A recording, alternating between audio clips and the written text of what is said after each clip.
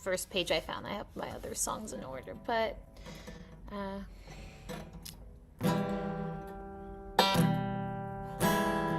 hold on. Why is this still sounding? I don't know why it still sounds out of tune, but worst case, I will just sing. Give me one moment. I'll be right back.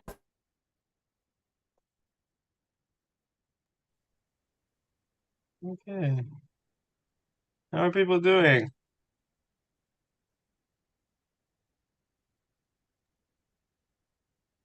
Hi, Clara. Hi, Deb. Hi, Louise. Wonderful. Hey. Hello. Hi, Hey. Clara. Hello. Hello, Clara. We haven't seen you in so long. How are you? I know. I'm okay, thank you. Good to see you again. Everybody Yeah, ready you for a too, nice Kathy. cold weekend? No, actually, Lisa, thank you, but I want the cold to go away at this point. Me too. Me too. I'm ready for spring. I was ready a long time ago. Yeah. Here we go. It's February and winter's already lasted too long.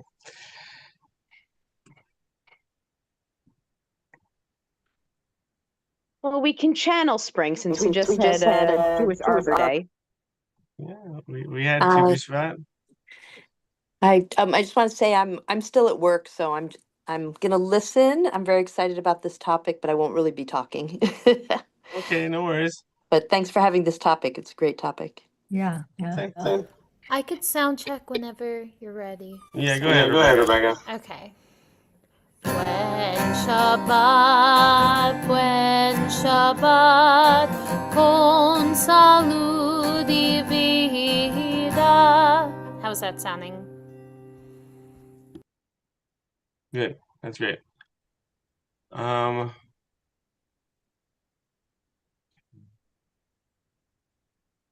so we'll begin in a couple of minutes.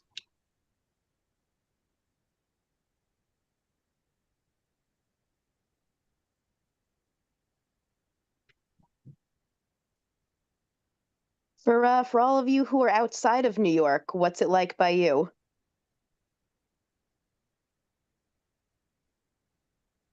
Up in upstate New York where I am around Binghamton, it's going to be about 1 or lower than that tomorrow. Okay. We're having a little snow tonight. It's not much How did warmer you- than that in New York City, Patricia. Patricia, how did you guys fare up there when we had the big snowstorm a week ago? Well, there was a very nice guy in my apartment building who cleaned my car off 3 times, wouldn't take any Aw. money for it. And then another guy who lives in the building, he went out and shoveled behind and between the cars in the parking lot, which was nice. And he wouldn't take any money for it either. So I certainly wasn't Oh, going anywhere in a storm like that. So oh. I was home. It was fine. Well, that's good. I'm glad that you had nice people helping you. And I can do my work online, so I don't have to be at the office if I don't want to. Wonderful. Yeah.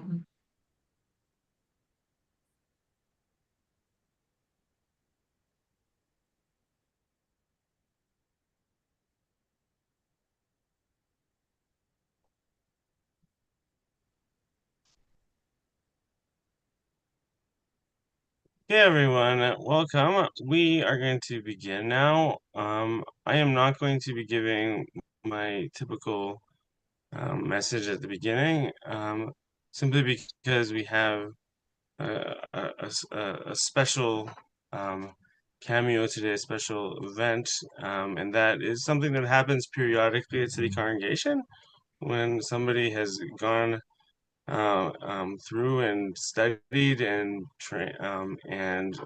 is and gone through our adoption to Judaism program. And today we have a culmination of that, and we have a special presentation. Everybody who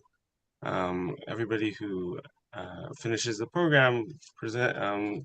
They have a final project, and we are very excited today to hear from Catherine, who has worked very hard on her her final project, and following that, we will welcome her officially into the Jewish community as somebody who has adopted Judaism. So, without further ado, we're going to begin our service. The services will be a little shorter today because we have a little bit of a longer program. Okay, so let me share the screen.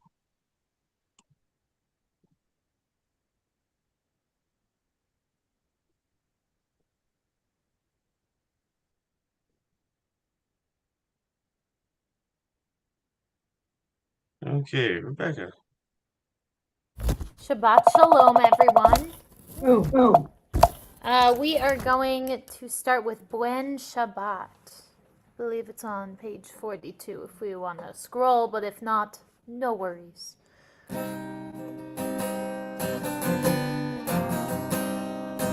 Buen Shabbat,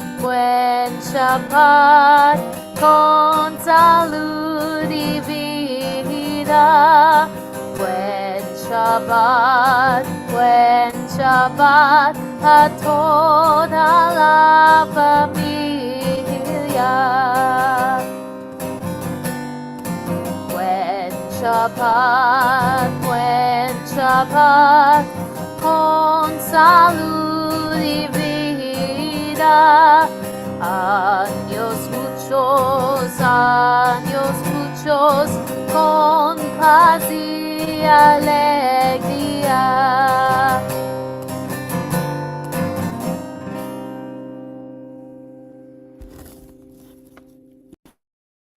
Thank you, Rebecca. The past, present, and future are timelessly linked in the spinning circle of life. Our past was the seed that became the present. We can make it bloom in the future if we nurture it with love, respect, and understanding of the shared culture and heritage that we call life. We gather tonight as Jews have long gathered to create Shabbat. Let us pause from our everyday lives to make it a special time.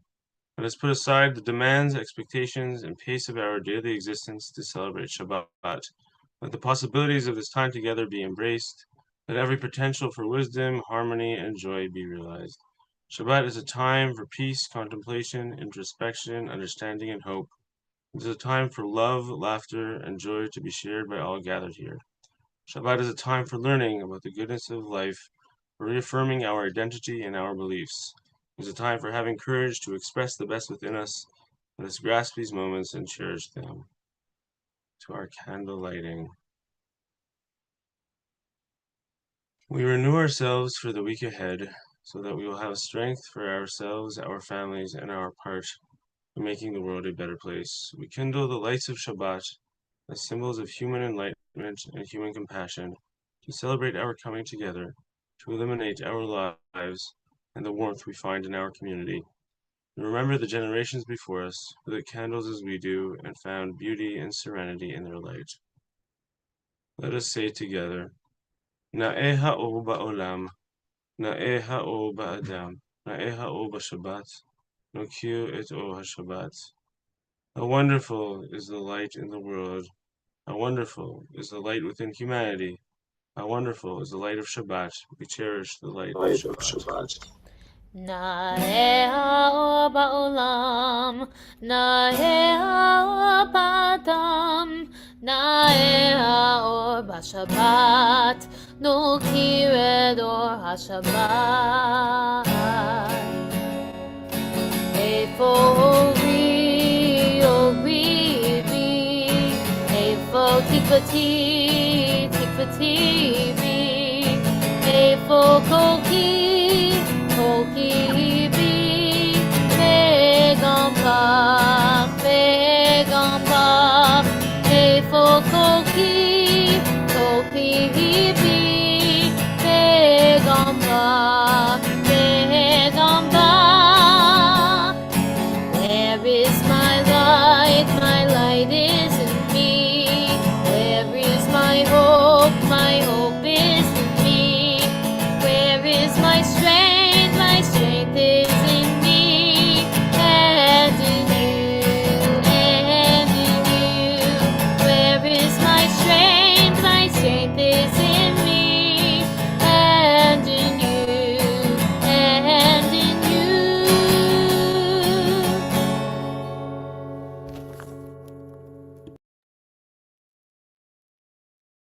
you, Rebecca. So let's now share news.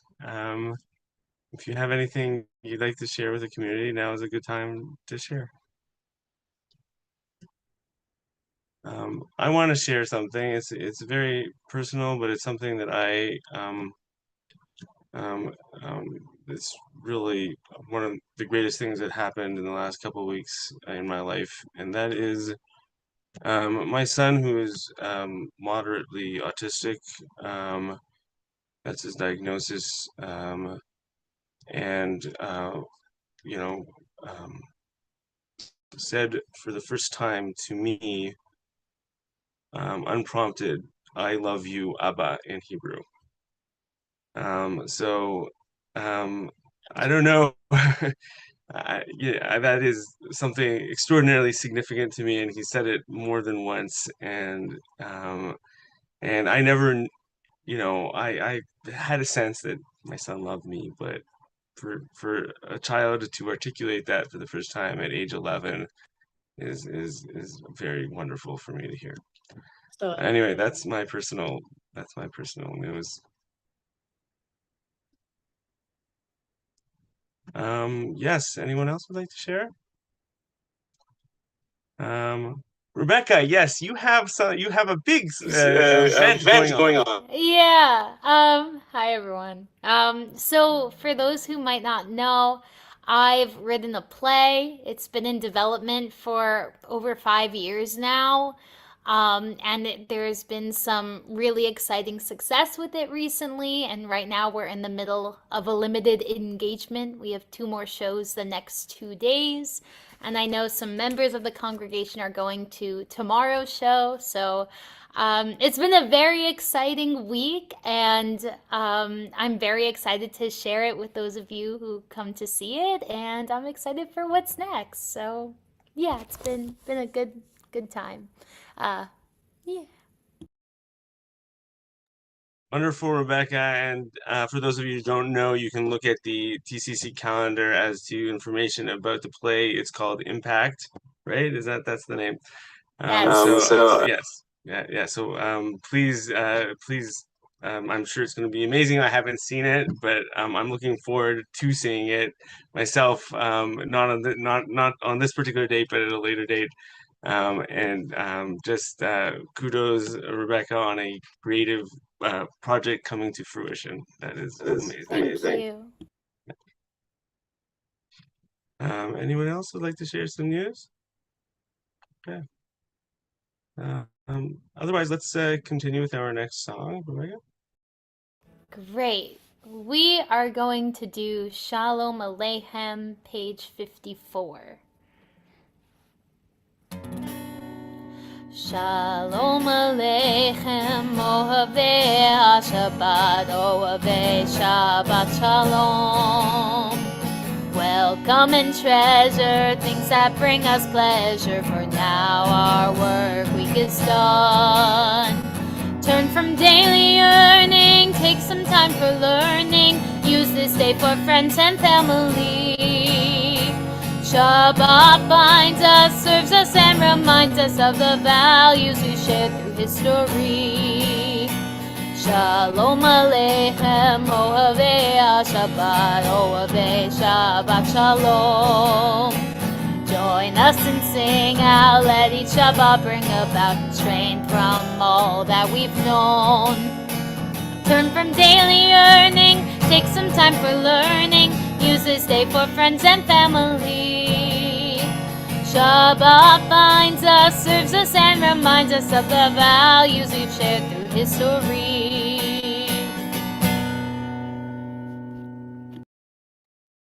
Thank you, Rebecca. So we'll now turn to those in need. In this community where we find strength and common purpose, we now turn our minds and hearts toward those who need our love, who are ill, who are lonely, who suffer pain or have been wronged. I'm going to stop the share. Anybody has a name of somebody in need, somebody sick that they are thinking of, now is a good time to say their name.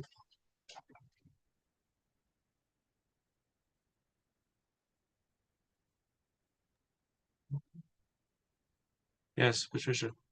Lori Marcello. Yes. What else? Okay.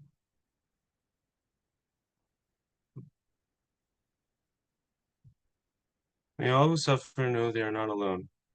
May they experience refuah shlema, renewal of body and spirit. מקום הכוח בתוכנו,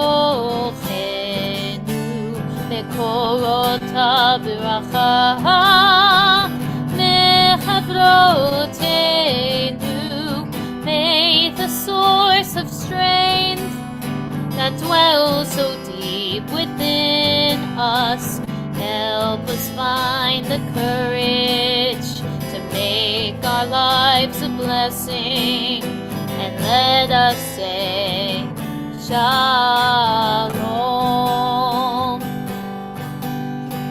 Makom הכוח בתוכנו,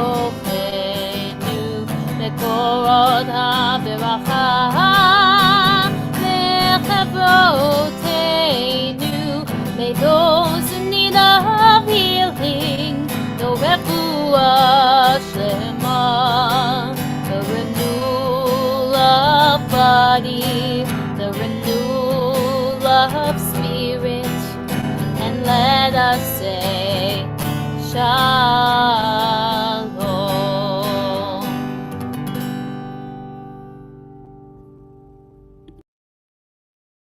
Thank you. Memorial. Let us proclaim the preciousness of life. Let us show gratitude for life by approaching it with reverence.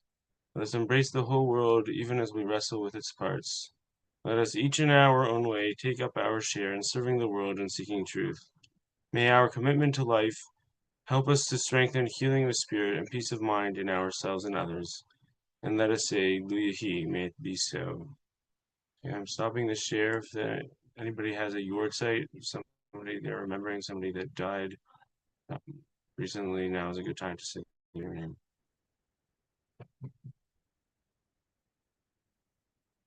I'm remembering my friend Isaac Myers, who died. One of my best friends, who was killed in a truck accident 18 years ago. He died at about this time, and I remember him every year. This is a few weeks. Can you guys hear me? Oh, this Yeah. is Tara. It's a few weeks early, but my mom will be at the end of the month. It'll be 2 years already. Hard to believe. Thank you, Tara.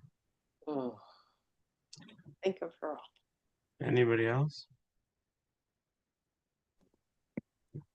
I just realized it's been 3 years this week for my mom. I can't believe I didn't even think of it. I just didn't, I lost track of time, but it's exactly 3 years. So, Thank you, Julian. Thank you, Julian. thank you. Thank Okay. Zecher Tzadik. Zecher tzadik livracha, Zecher tzadik livracha. With our tears and our sorrow, we remember Zecher tzadik livracha.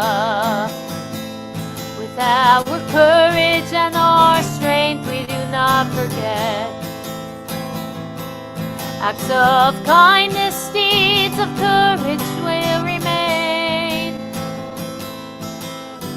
Death cannot take that which is locked in our hearts. Zecher tzadik livracha. Zecher tzadik livracha. Zecher tzadik livracha. May the memory of good people bless our days. Zecher tzadik bracha.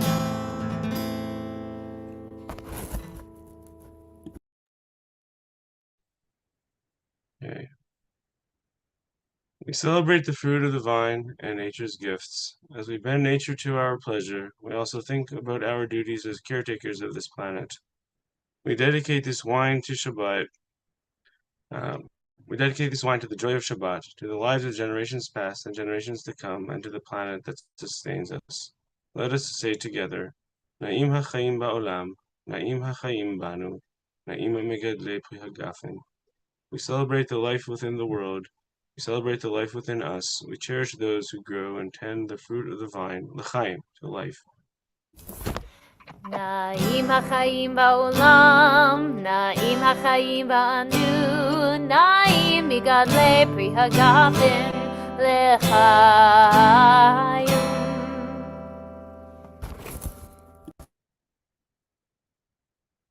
Breaking bread together is an ancient custom in many cultures. It signifies sharing, fellowship, and coming together in peace. We reenact this ritual together as a sign of our common humanity, our care for one another, and for those less fortunate than ourselves. Let us say together, Na'e matnat hamazon, Na'e amal kapenu, Na'e lechem haaretz b'tzeavon. How wonderful is the gift of food! How wonderful is the work of our hands! How wonderful is the bread of the earth! We cherish those who bring forth bread from the earth. Na'e matnat hamazon, Na'e amal kapenu, Na'e lechem haaretz b'te'avon.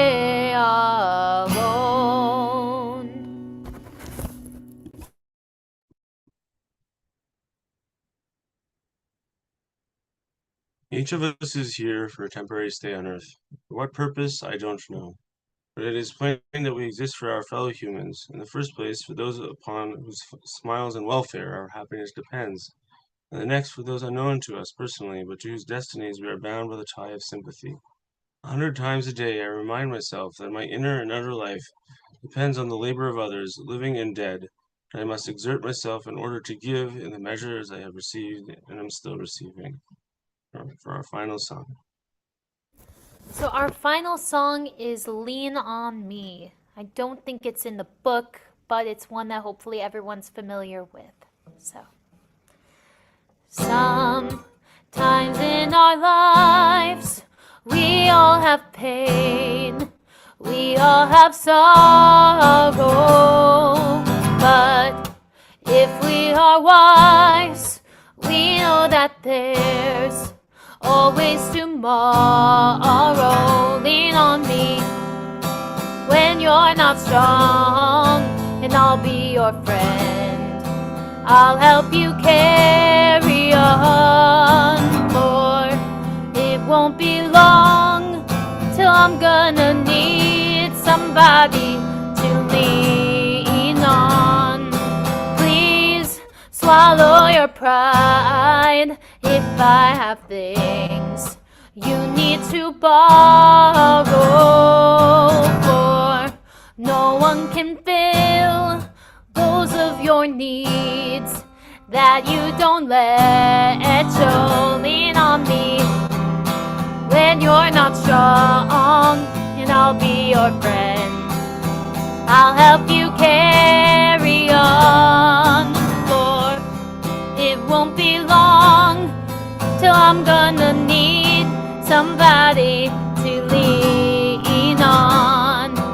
If there is a road you need to bear that you can carry, I'm right up the road.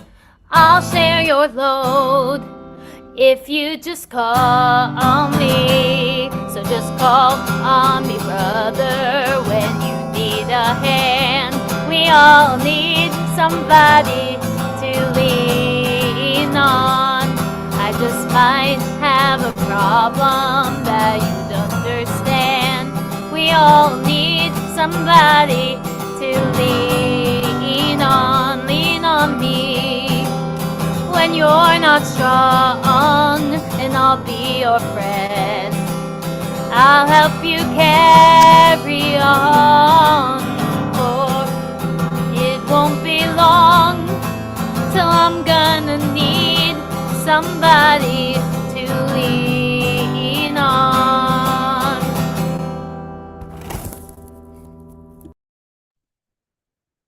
Hey.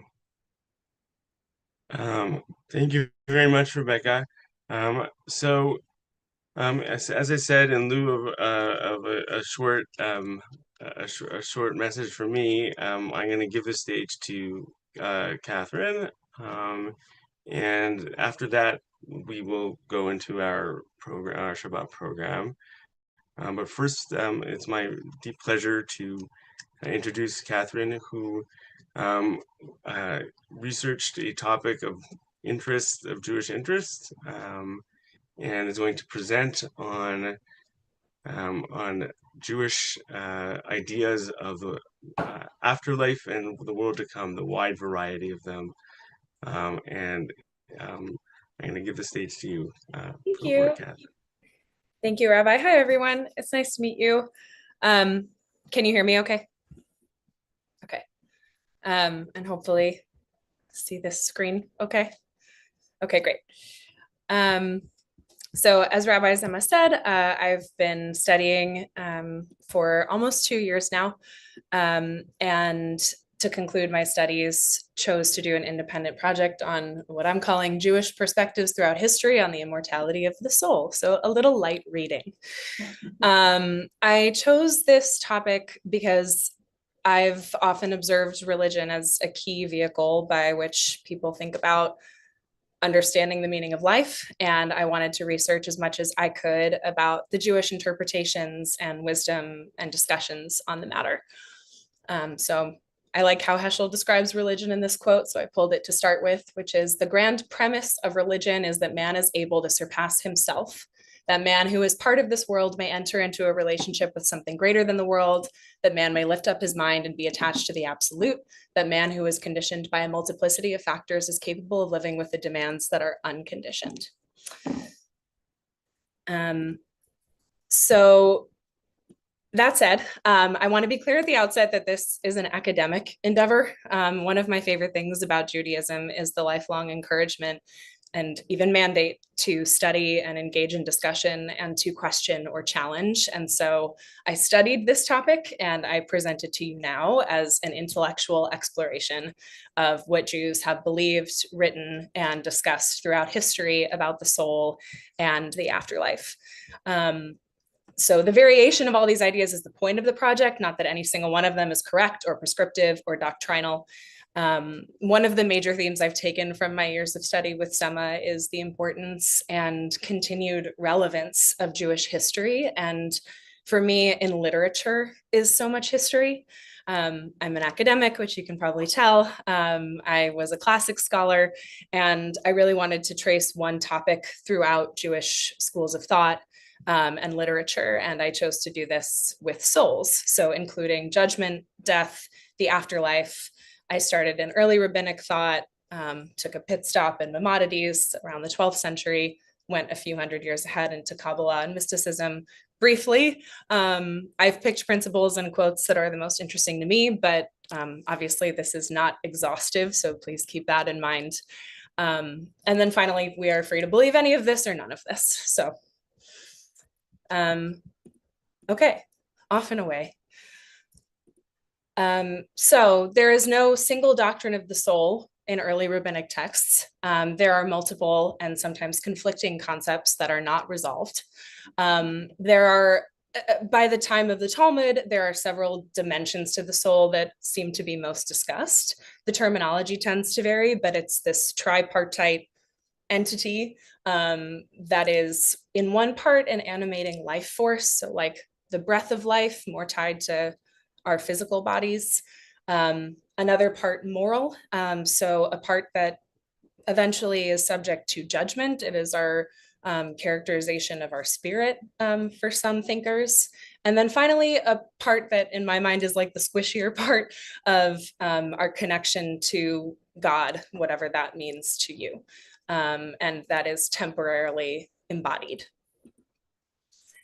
So in summary, in the Torah, the Mishnah, the Talmud, a soul is physical, moral, and connected to God. These are some verses that I thought were particularly interesting. I found one where the soul is described with physical properties. So it fills the body, it resides somewhere, it can see. It cannot be seen, but it can see.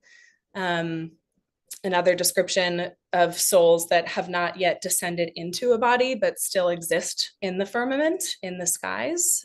So they have some kind of physicality to themselves.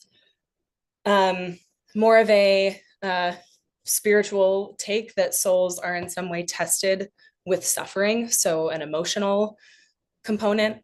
And then a common theme of at the moment of death, the body and the soul are different. And in some way, the soul, quote, returns to the God who gave it and ceases its relationship to the body. So that's early thinkers, speeding quickly, 1200 years ahead. According to Maimonides, the soul has 5 parts. I'll read this quickly. He summarizes it with, know that the human soul is one, but it has many diversified activities. These activities are called faculties and parts, so that the phrase parts of the soul, frequently employed by philosophers, is commonly used. By the word parts, however, they do not intend to imply that the soul is divided into parts as our bodies, but they merely enumerate the different activities of the soul as being parts of a whole, the union of which makes up the soul. So in his way of thinking, there are 5 aspects.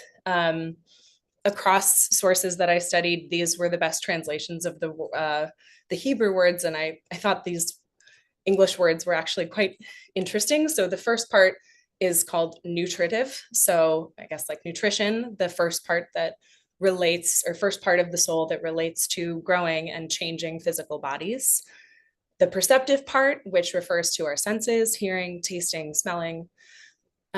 This was my favorite, the imaginative part that, quote, retains expressions of things perceptible to the mind after they have ceased to affect directly the senses which conceived them. The appetitive part, so like appetite, of this 4th part that pertains to our feelings and sensations like desire, anger, and encapsulates a mind-body connection. And then the 5th part, which is the most cerebral, which is the rational part of our souls, that deals with metaphysical ideas, one of which would be relationship to God.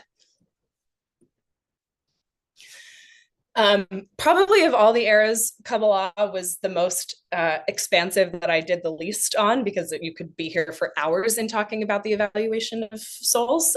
So just disclaimer on that.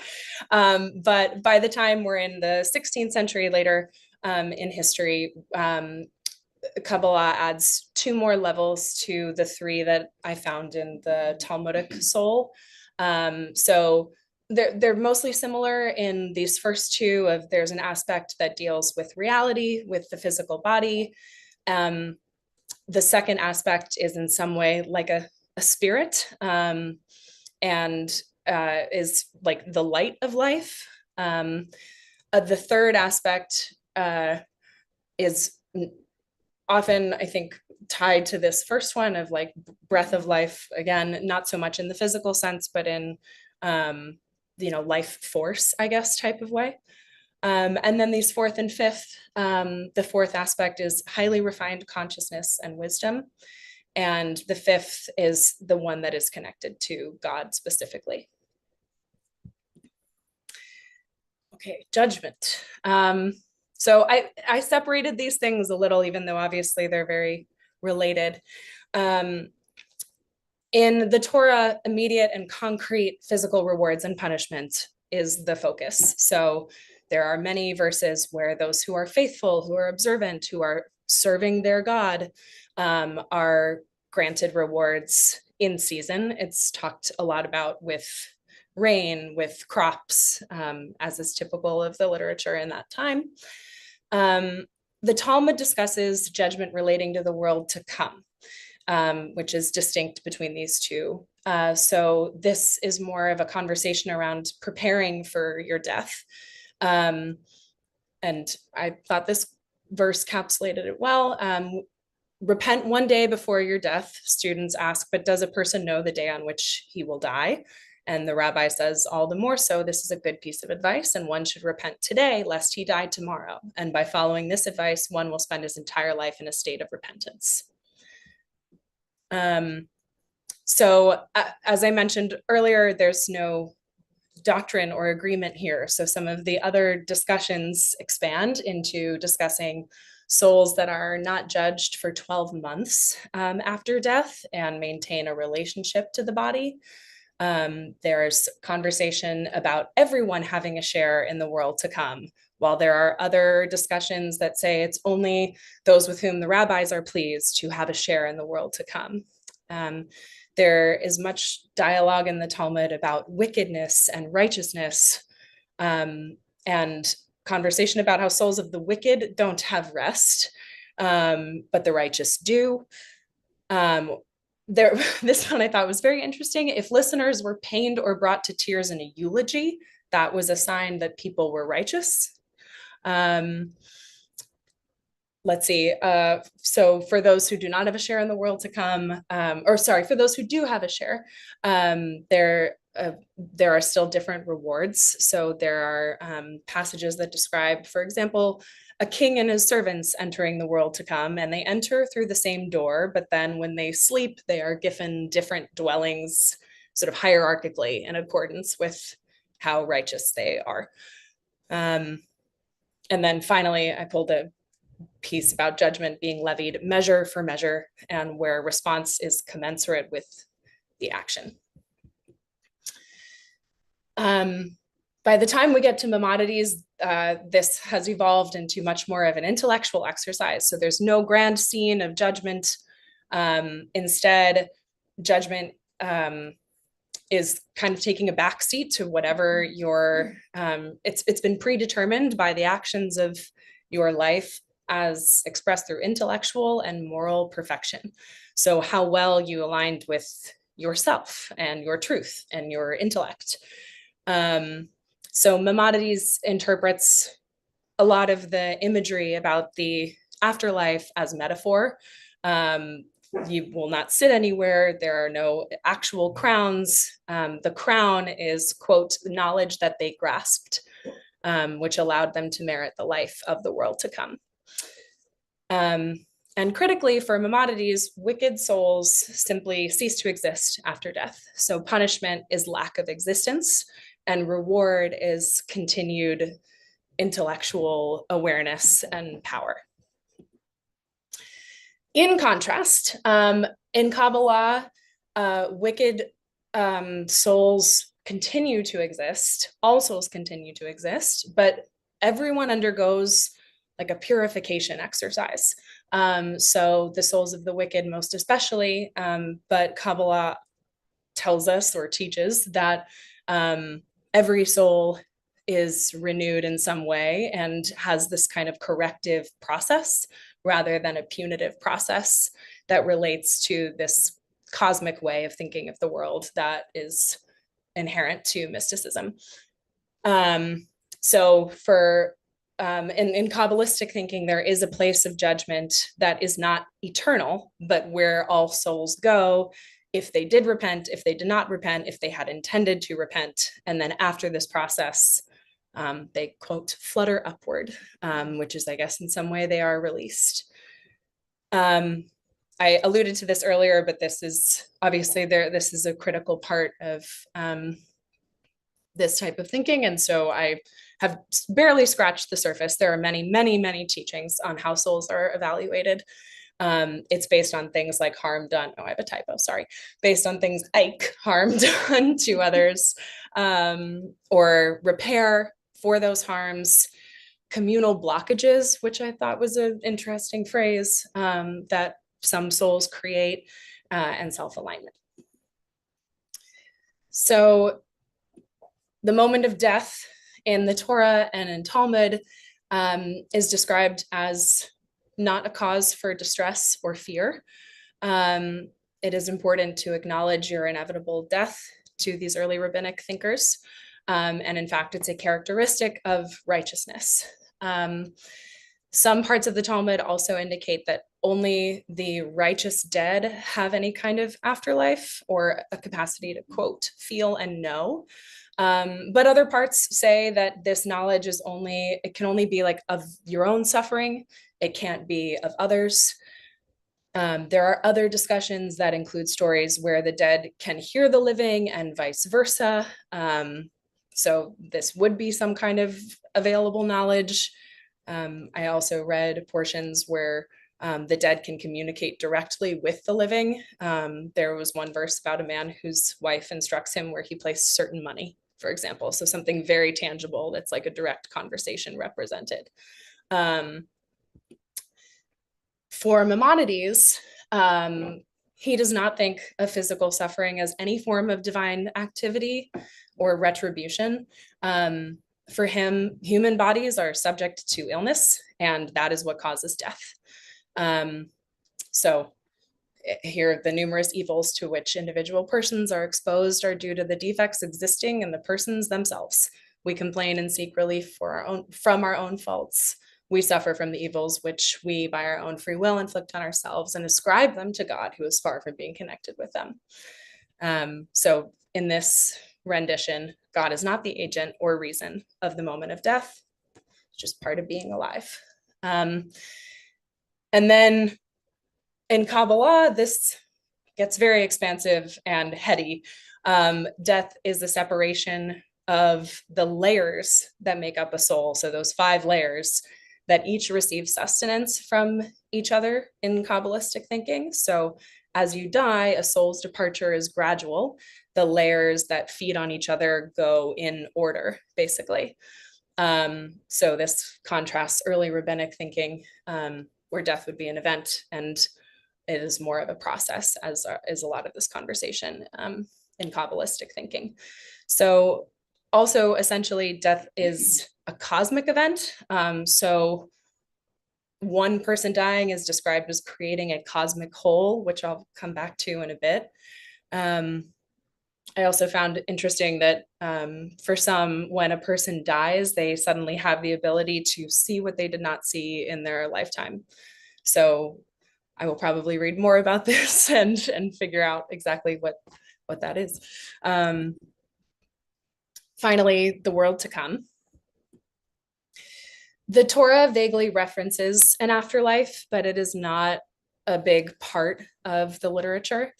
There are several descriptions of people being gathered to their kin, indicating some kind of afterlife and existence for where you are still having relationships to people you knew in this life.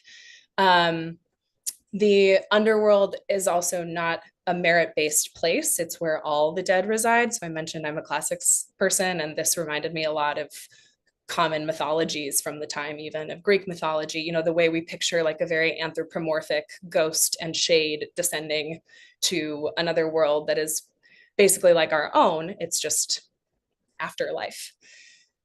Mishnah ties behavior and ethics to the world to come as you know, the thought progresses. So now, according to Mishnah, there is a spiritual reward of Olam Haba.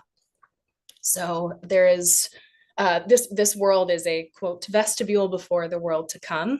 The world to come is described like the banquet hall, and we are in the vestibule preparing ourselves to enter the banquet hall.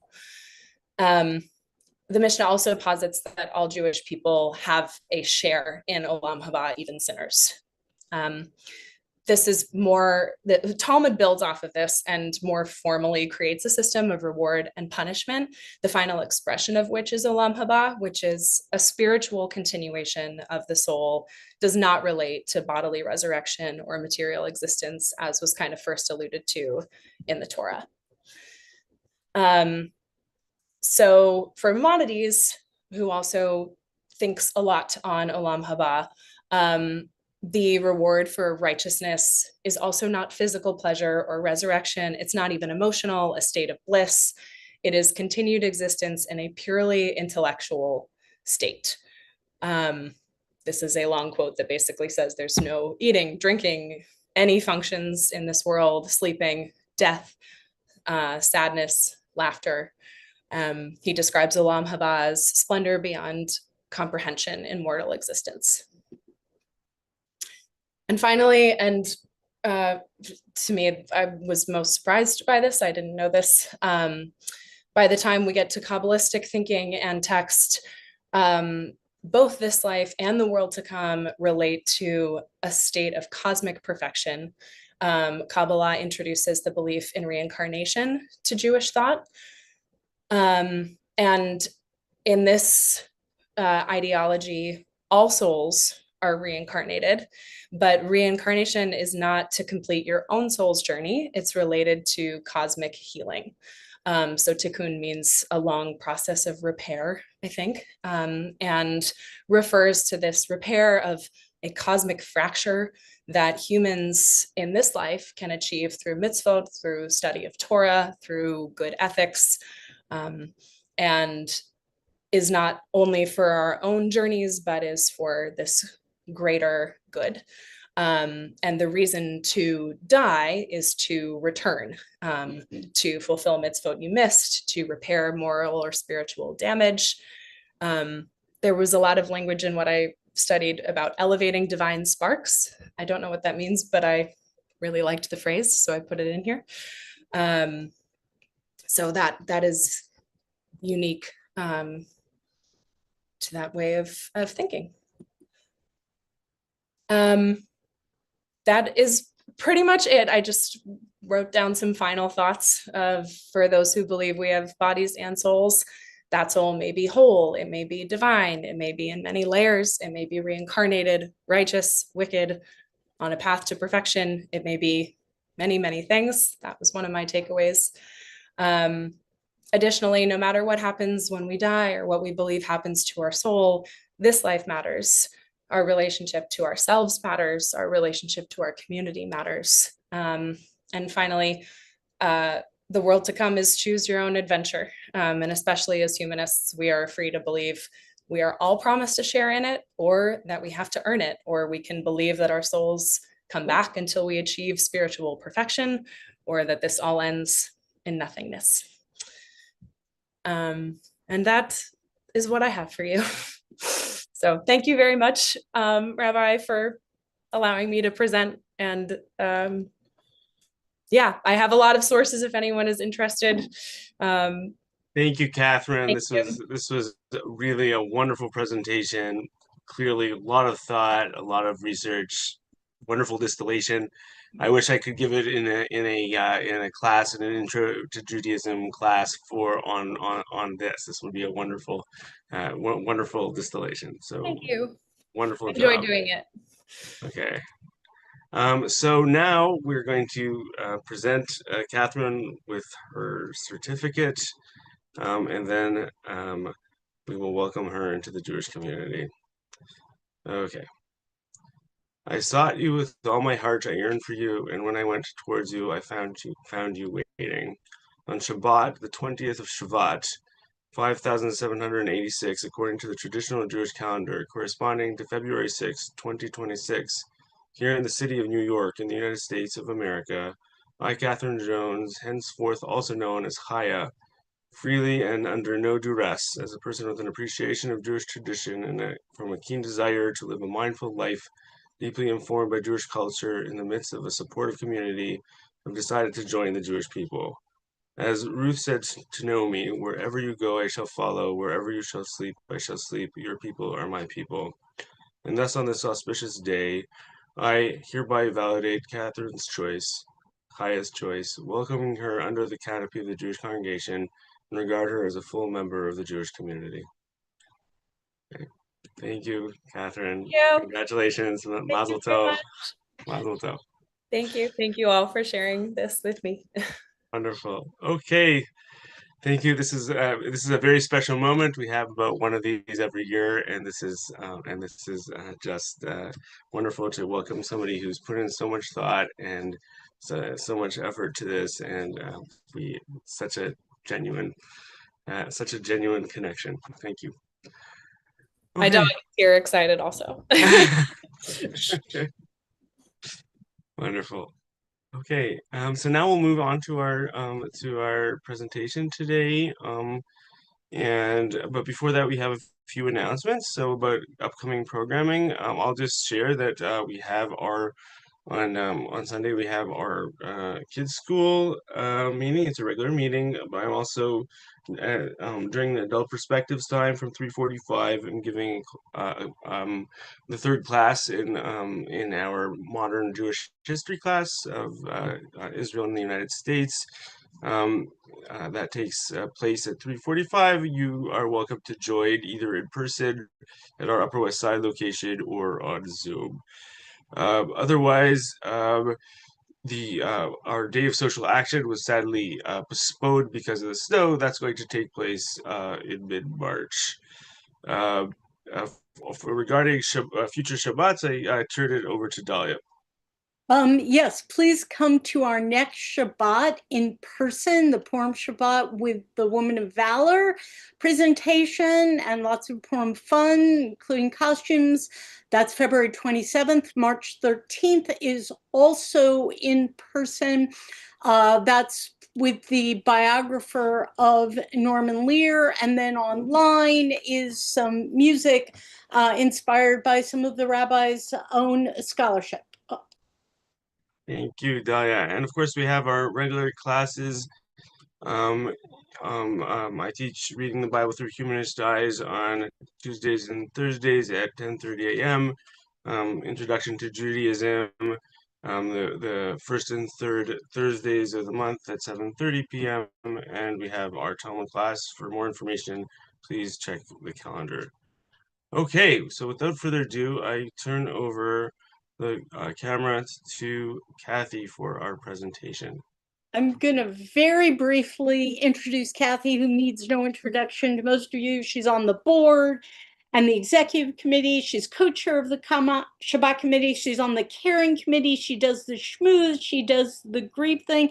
And relevant to this, she's the chair of the DEI committee, who sets up our Black history presentations. And Kathy's going to tell you why she really wanted to do this one. Hi, everyone. Thank you for coming.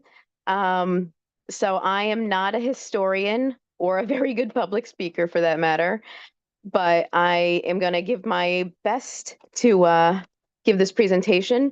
I wanted to give this presentation because there is such a rich history between the two communities that we share. And unfortunately, in recent years, there was some rift, but it's beginning to grow back together again, and we'll explore that a little bit. So without further ado, here is Black and Jewish unity throughout the years.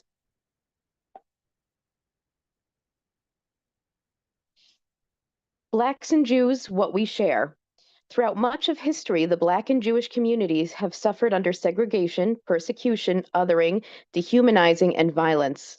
Throughout much of history, the Jewish and Black communities have been segregated and excluded from mainstream society through forced confinement in ghettos, legal disenfranchisement, and violent persecution. Both the Black and Jewish people have experienced systemic oppression and marginalization. Both Black and Jewish communities have connected the Exodus story to their own and lived experience and modern history. Blacks and Jews in America, different origins. Most Blacks in the U.S. came enslaved against their will. What they came to was much worse than what they left. Most Blacks came in the 1700s. Most Jews in the U.S. came fleeing oppression and seeking a better life. What they came to was better than what they left. Most Jews came in the 1800s and especially the 1900s.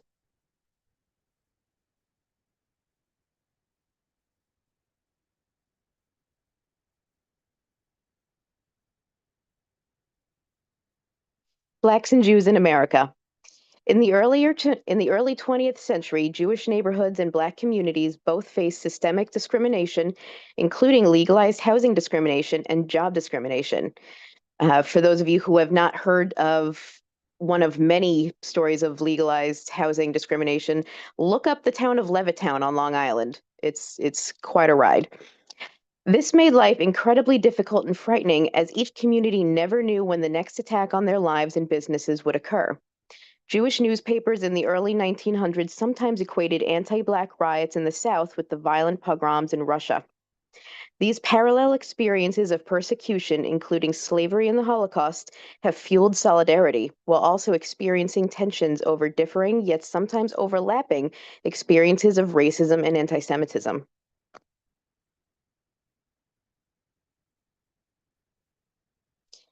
Many Jewish people and Black Americans formed alliances during the Civil Rights Movement, with some Jewish leaders participating in the fight against Jim Crow. Fun fact, Uncle Tom's Cabin was translated into both Yiddish and Hebrew.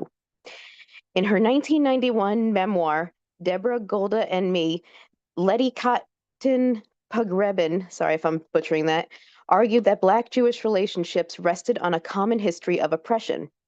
Both Blacks and Jews have known Egypt, she wrote. Jews have known it as certain death, the killing of the firstborn, and then the ovens and gas chambers. Blacks have known it as death and terror by bondage.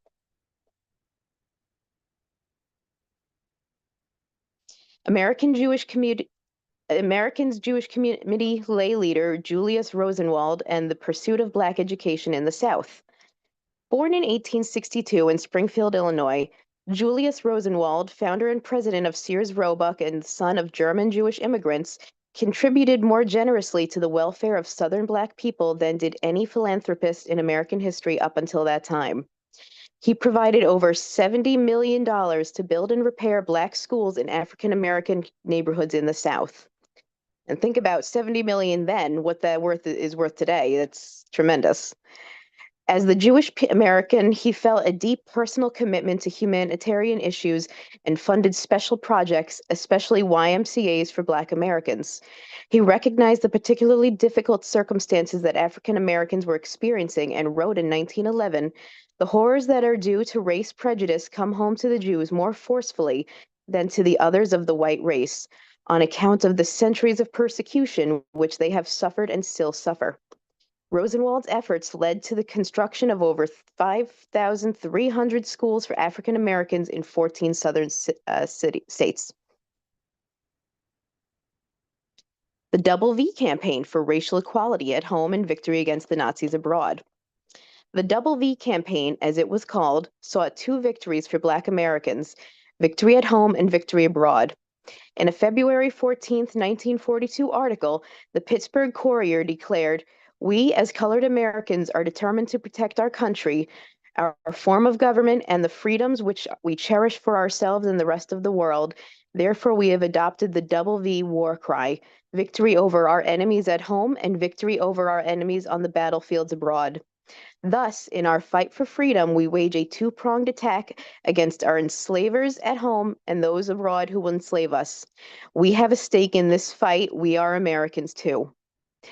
The 761st Tank Battalion and 183rd D Combat Engineers, both all-Black units, helped liberate the Buchenwald and Dachau Nazi concentration camps. In 6 months, the 761st Tank Battalion, which was part of General George Patton's Third Army, captured 30 major towns in Europe and received 300 Purple Hearts. The Civil Rights Movement, Brown versus the Board of Education. In 1950, American Jewish community hired psychologist Dr. Kenneth Clark to study the impact of school segregation on Black children. He found that segregated education had a large negative impact on Black children's self-esteem. Duh. Dr. Clark's research and findings became a major part of the brief prepared by the National Association for the Advancement of Colored People in the landmark Brown versus Board of Education case. The March on Washington. On August 28, 1963, more than 250,000 people from across the nation came together in Washington, D.C. to peacefully demonstrate their support for the passage of a meaningful civil rights bill, an end to racial segregation in schools, and the creation of jobs for the unemployed. It was the largest demonstration ever held in the nation's capital and one of the first to have extensive television coverage. It was at this event that Reverend Dr. Martin Luther King gave his iconic "I Have a Dream" speech. AGC was part of the sponsoring committee for the march, and AGJC's vice president at the time, Joseph Roth, released a powerful statement prior to it, emphasizing that Black people would win this revolution because they are citizens of this country as much as we are, because it is the soul of America which is at stake. Mississippi burning. During the 1964 Freedom Summer, a massive 3-month initiative to register Southern Black people to vote and a direct response to the KKK's campaign of fear and intimidation, more than half of the hundreds of lawyers assisting civil rights workers in Southern courts were Jewish. A painful but powerful symbol of this cooperation was the murder in Mississippi of 3 civil rights workers, who were all lobbying behind the scenes to help pass the Civil Rights Act of 1964. Andrew Goodman and Michael Schwerner, who were Jewish, and James Chaney, who was Black. Reverend Martin Luther King Jr. acknowledged the work of Jews on civil rights, saying it would be impossible to record the contribution Jewish people have made in advancing the African American community's quest for freedom, because the impact was so large. Rabbi Abraham Joshua Herschel, who we heard in our last presentation, marched with Reverend Martin Luther King Jr. in Selma. On Sunday, March 21st, 1965, Rabbi Abraham Joshua Heschel marched with Reverend Martin Luther King Jr. from Selma to Montgomery, Alabama, in one of the pivotal moments in the civil rights movement. In 1968, Dr. King was assassinated, and Rabbi Heschel was asked to speak at his funeral. Martin Luther King is a voice, a vision, and a way. I call upon every Jew to hearken to his voice, to share his vision, to follow in his way. The whole future of America will depend upon the impact and influence of Dr. King, he said. And here you can see Rabbi Heschel with Martin Luther King Jr. and several other rabbis and prominent leaders in the civil rights movement. This is another picture as well of them. And they are holding American flags as well. So great pictures. Black support for Israel. Black Americans endorsed and fought for the UN resolution calling for the establishment of a Jewish state, the State of Israel. Walter White, Executive Secretary of the NAACP, lobbied for the resolution with the delegates from Ethiopia, Haiti, and Liberia, helping bring about 2 affirmative votes and 1 abstention. During the 1970s, an organization known as Black Americans in Support of Israel was formed by A. Philip Randolph and Bayard Rustin, civil rights leaders who were the originators of the 1963 March on Washington. The group's purpose was to organize trips to Israel and provide educational information to the Black community regarding Israel and Zionism. BASIC condemned Ugandan President Idi Amin's anti-Israel statements and supported efforts against the Arab League's boycott of Israel. In 1991, AJC, which is the American Jewish Committee, in case I didn't say that earlier, placed an ad in the New York Times about Operation Solomon, the daring rescue mission that airlifted 14,000 Ethiopian Jews to Israel in less than 48 hours. 36 Black mayors from across the U.S., including the leaders of New York, Los Angeles, Atlanta, and Philadelphia, joined the effort. The ad read, in part, "We have a stake in Israel, America's Black mayors." Black support for Soviet Jewry movement.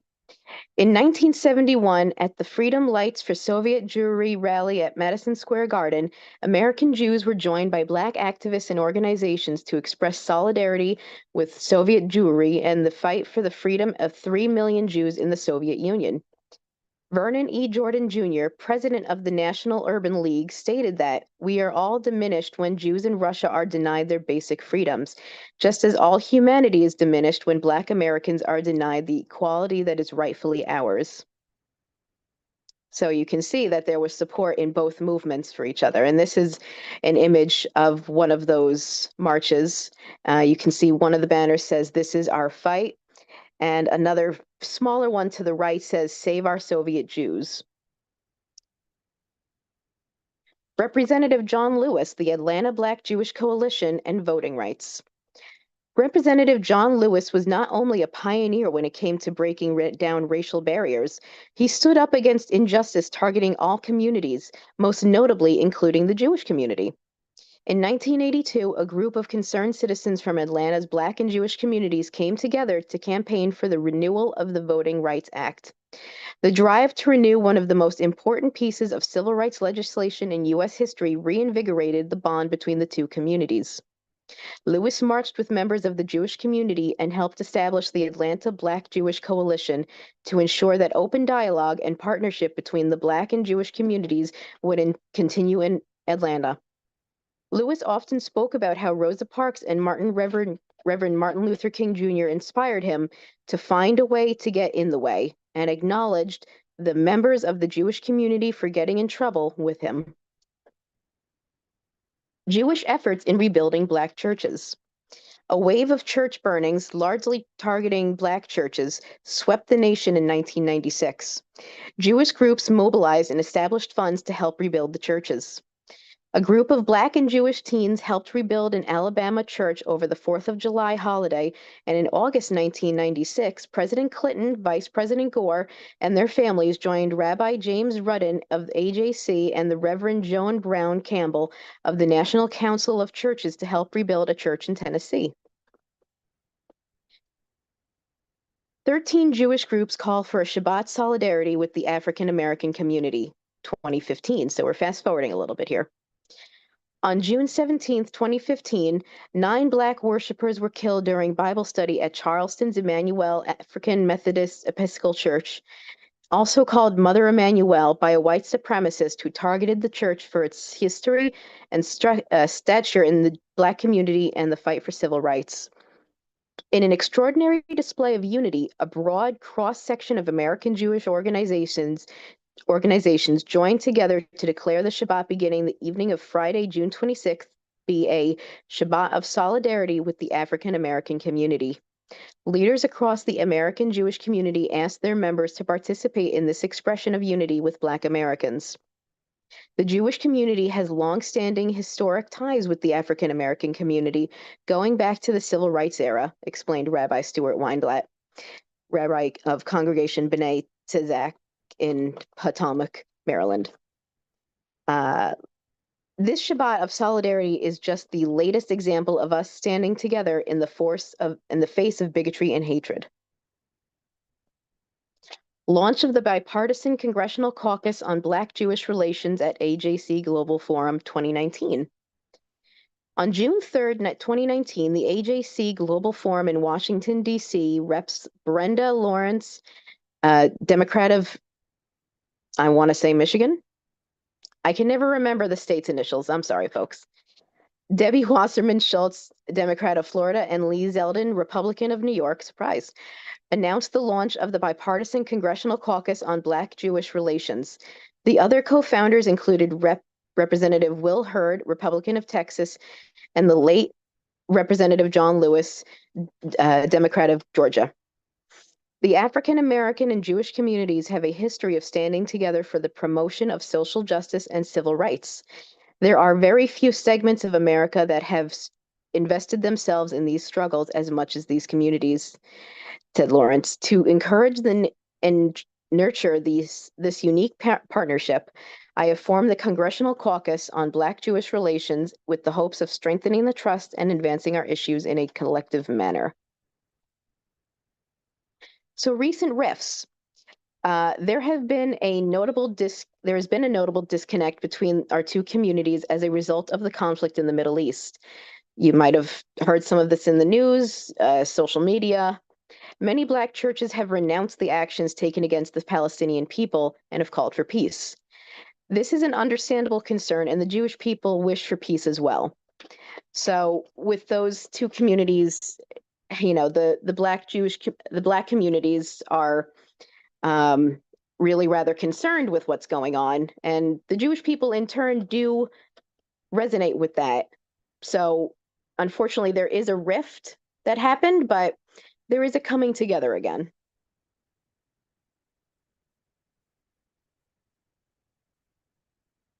A new unity movement.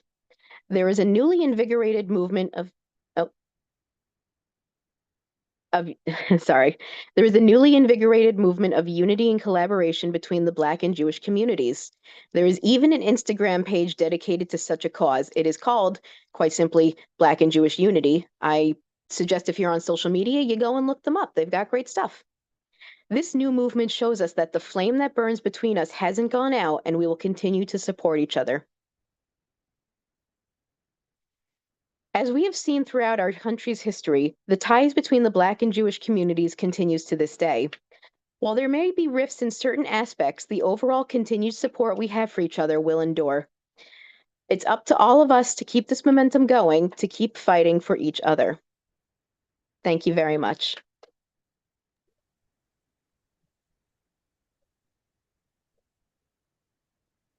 Thank you, Kathy, for that hopeful message at the end that hopefully that's not aspirational and that is indeed the truth. I sure hope so, but I believe that it will. I believe things will endure and we can continue to work together for peace in both our nation and the world. So I'm not a historian, but if there are questions, I will do my very best to answer them. Dahlia and Howard both state that there are enormous differences within the Jewish community, and that's true. And again, in a presentation such as Kathy's, we relating to differences within communities is going to be a little difficult, especially if we're doing it through the lens of history. Yes, as we well know, the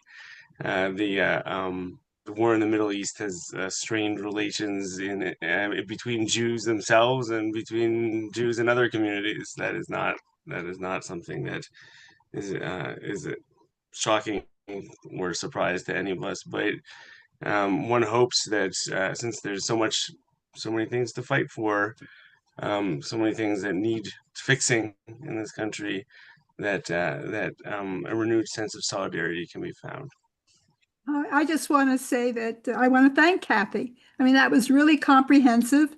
And I didn't know, I know some of those things. I read the paper, but I didn't know others. And I really learned. And so, and obviously Kathy put a lot of work into it.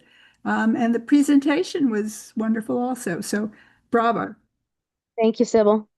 And it's good to see a member who, really is able to and willing to do all this work and deliver such a wonderful, wonderful talk. Thank you, Sybil. You're welcome. Yeah.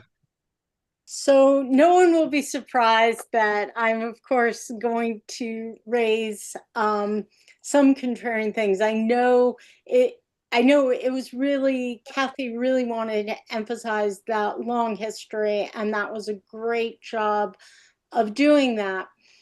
But I do think there is also a history of differences, and it does go back to, how people came here, and also the fact that while there's been tremendous anti-Semitism in the history of the United States, it's been a widespread blossoming and coming into what is often popularly called today privilege. And although there's been tremendous progress in the Black community and economic development and so on, I think it's fair to say that there are differences. And so Kathy, if I want to press you on that, where is your optimism coming from? Sorry to be my provocative self. That's okay. My optimism, it's coming from history itself. We've seen troubled times before, many of them alarmingly similar to today, and we got through it together. So my continued hope is that, not only do we have our Jewish beliefs that propel us forward in these good actions, Tikkun Olam, and the Black community has as well, the same beliefs. I do believe that there is that at its core that history and tradition of teaming together to do things. I hope that answered your question. Jillian. You're muted. Thanks.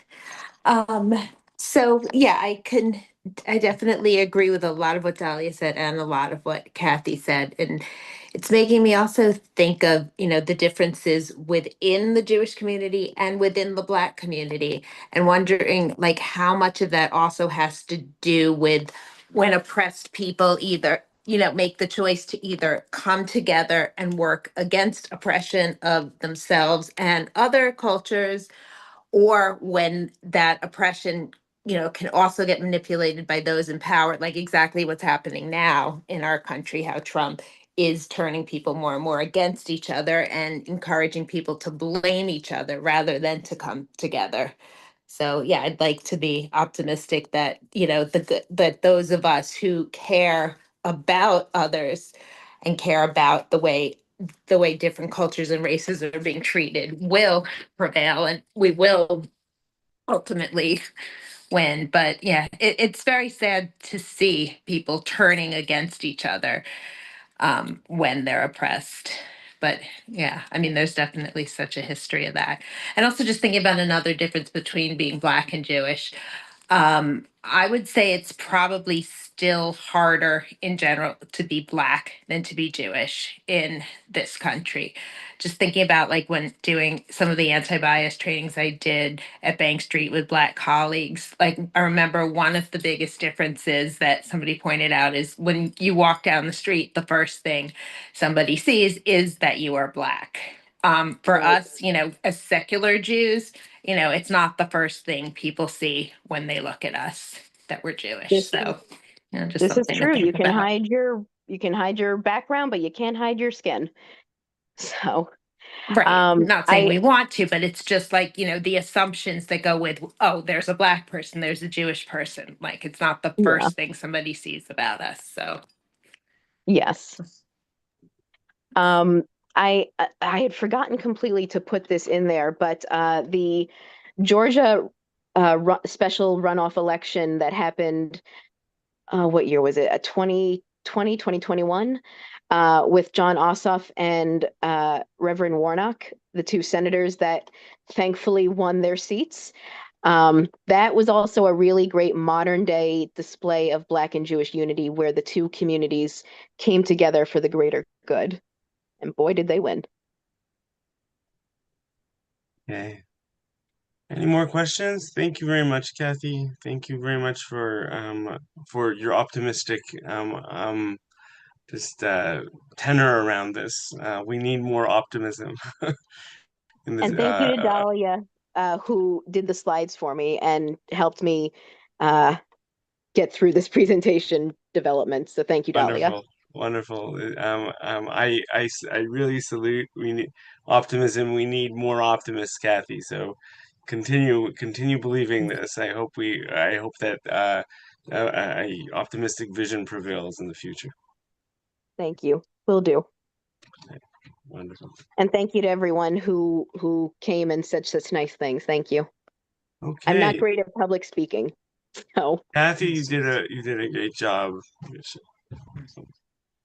it was a tough act to follow. Catherine's presentation. She's an actual scholar. Yeah, but you did you and you did well. Thank you. Okay, so we're gonna now just like open it up to we're gonna stop the streaming and we're gonna open it up to free discussion now. So just feel free to stay on and schmooze a little. Just who's stopping the? I'll stop it. Okay, great. Yeah. Since I don't seem ready to do that. By the way, I just looked out the window and it is snowing. Oh no. It was predicted, so and there it is. Yeah, I mean, it says that the accretion is going to be less than an inch in New York. Yeah, Let's actually hope that that's the case. So doesn't- far, unfortunately, the weather forecast has been pretty accurate, which has been a shame.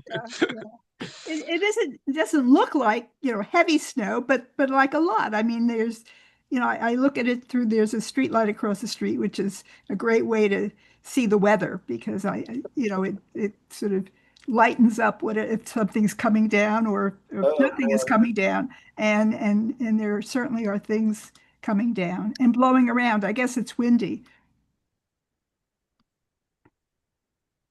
Yeah, well, yeah, it's just so hard to venture outside right now. It's just so This cool. weekend they tell you, I mean, what it will really feel like, I mean, I guess you get the same things on your screen, whatever.